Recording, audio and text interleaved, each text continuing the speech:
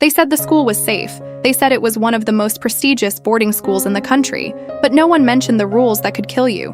No food outside the cafeteria, no leaving the dorms after 8 p.m., and no questioning staff, ever. I learned the hard way that rules like these weren't about discipline. They were about control. And control can hide a lot of things, especially when adults are willing to cover their tracks. It started on a Sunday night in winter. The snow outside was so heavy the power flickered every few minutes. Most kids were asleep, but I was awake, lying in bed when I heard it, faint beeping from the room across the hall. My roommate Alex's insulin monitor. He was diabetic, and it meant his blood sugar was crashing. Normally, he'd run to the nurse's office, but that office closed at 8 p.m. sharp. The nurse lived off campus and left the building dark and locked, which meant Alex was on his own. His stash of emergency glucose tablets confiscated the first week, like every other piece of outside food. I grabbed my sweater and rushed into his room. His face was pale, drenched in sweat, his hands trembling so badly he couldn't even press the monitor button. "It's dropping," he whispered. 40s. I knew what that meant. At 30, he could collapse. At 20, he might not wake up. The problem? Every vending machine on campus shut off at 7 p.m. Too many distractions, the headmaster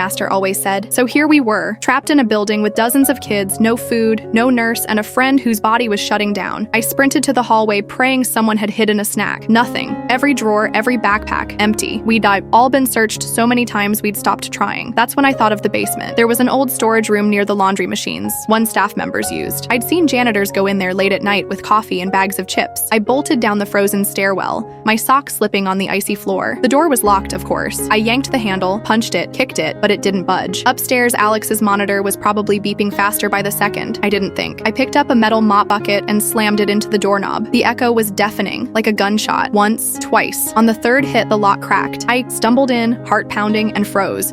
It wasn't just chips and coffee in there. It was stacks of boxes. Food supplies stamped with expiration dates from 3 years ago. Milk cartons yellowed with dust. Meat packages rotting in plastic wrap. Mold covering entire shelves. This was what they'd been feeding us. I didn't have time to process it. I grabbed the first soda I could find and sprinted upstairs. Alex was slumped sideways now, barely conscious. His monitor read 38. I ripped open the can and forced it to his lips. "Drink, please." He swallowed, gasped, then swallowed again. Slowly, the color came back to his cheeks. His monitor ticked upward, 42, then 50. Relief washed over me like heat in the freezing room. He was alive, for now, but I couldn't unsee what I had just found. Expired food, mold, rot, and that was only the beginning, because 2 days later, the school would lock down. The cafeteria would close for inspection, and I would find out exactly why kids like Alex were never meant to survive here. Maria sat by her father's bed, watching the steady beeping of the monitor. His breathing was shallow, his skin pale. She leaned closer and whispered, "Dad, I'm here." The nurse from earlier, Linda, walked in. Maria noticed she kept her eyes down, avoiding her gaze. Maria asked softly, "Why didn't anyone call me sooner? He's been like this for days?" Linda froze, then stammered, You should talk to the doctor. I can't say." And with that, she hurried out of the room, leaving Maria more suspicious than ever. Later that night, Maria's phone buzzed. A text from an unknown number. "Check the night logs. Your father was left unattended for 14 hours. Don't trust the administration." Her hands trembled as she snuck into the nurse's station. The computer screen glowed in the dark. Maria searched through the digital logs, and what she found made her stomach drop. The records had been altered, medication times didn't match, whole shifts were missing, and right there, in bold letters, a red note: "Do not disclose to family." The next morning, Maria demanded answers. She cornered Dr. Hayes, the senior physician. "Why was my father ignored for hours? Why are the logs falsified?" she asked. Dr. Hayes' expression hardened. "You shouldn't be looking at private records, Miss Lopez. If you keep pressing, we'll have no choice but to remove your father from this facility." It wasn't just negligence, it was a cover-up. Maria realized the truth. Her father had been a victim of hospital understaffing and neglect, and the administration was hiding it to avoid lawsuits. Maria contacted the local news station, ready to expose everything. But before she could speak, Linda, the same nurse who had been avoiding her, showed up at her apartment late at night, tears streaming down her face. "They'll ruin me if they find out I talked to you," Linda whispered. "But your father, he wasn't the only one. 3 patients died last month. Same neglect, same cover-up." Maria's chest tightened. This wasn't just about her father. It was about systematic neglect, and now she had proof. The camera fades out on Maria staring at the hidden files Linda handed her,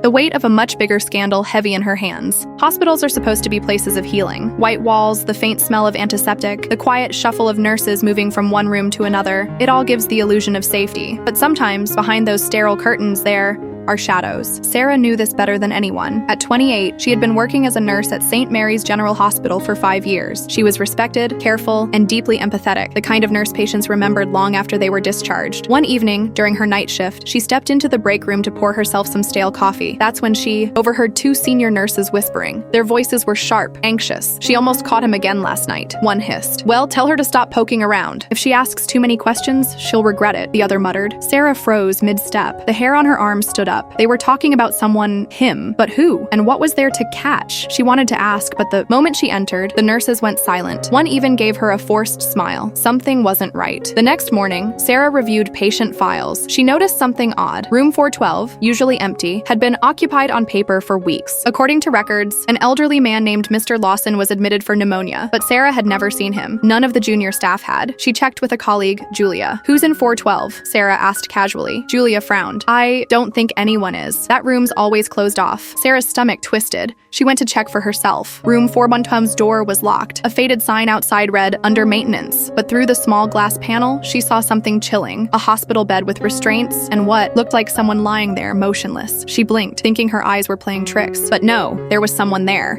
and he was hooked up to an IV drip. Why was this patient hidden? That night, Sarah gathered the courage to ask Dr. Whitman, one of the hospital's senior physicians. He had been working there for decades, known for his calm but distant demeanor. "Dr. Whitman," she said carefully, "who's in room 412? "The file says Mr. Lawson, but..." Before she could finish, his expression hardened. "You didn't see anything," he said firmly. "That patient is under special care. Classified. Don't ask again." His voice was cold, final. Sarah's pulse quickened. "But drop it, nurse," he cut her off, lowering his voice. "For your own good." For the first time in her career, Sarah felt genuine fear. The hospital, the place she thought she knew inside out, suddenly felt like a trap. Over the next week, Sarah couldn't stop thinking about room 412. The whispers, the hidden patient, the doctor's warning, it all gnawed at her. She began digging into records quietly. What she found chilled her to the bone. Mr. Lawson wasn't just an ordinary patient. He was a former whistleblower, a man who had sued the hospital years ago for negligence that led to patient deaths. His lawsuit had been buried, settled quietly. Now, somehow, he was back, admitted against his will. Worse, the digital records showed his health had been deteriorating rapidly, yet there were no treatment updates, no discharge plans. It was as if the hospital was keeping him there indefinitely, waiting for him to die. Sarah confided in Julia one night, whispering about what she found. Julia's face went pale. Don't talk about this here," Julia stammered. "They'll fire you, or worse." "Who's they?" Sarah pressed. Julia swallowed hard. "The board, the administrators, Dr. Whitman. They know. Everyone knows, but nobody says a word. Mr. Lawson embarrassed them years ago. Now, they're making sure he doesn't get another chance." Sarah's chest tightened. It wasn't just negligence, it was deliberate. The next morning, Sarah found an envelope in her locker. Inside was a single piece of paper with a chilling message. "Stop asking about room 412. This is your first and last warning." Her hands trembled. Someone knew. Her mind raced. Should she quit? Call the police? But who would believe her without proof? And if the hospital was powerful enough to silence Mr. Lawson, what could they do to her? Still, she couldn't look away. She had to do something. Sarah began carrying a small recorder in her pocket. One night, she timed her rounds to pass by room 412. The door was slightly ajar for the first time. Inside, she saw Mr. Lawson clearly. Frail, restrained, tubes running from his arms. His eyes were half open, glazed. But when he saw Sarah, his lips trembled. "Help me," he whispered hoarsely. Before she could respond, Dr. Whitman entered. His tone was sharp, almost rehearsed. "Mr. Lawson, you must remain calm. Agitation will only worsen your condition." Sarah recorded every word, but then Dr. Whitman looked up. Their eyes met. "You shouldn't be here," he said coldly. Sarah's heart pounded as she slipped out, clutching the recorder like a lifeline. The next day, Sarah was summoned to the administrator's office. Mr. Hanley, the hospital director,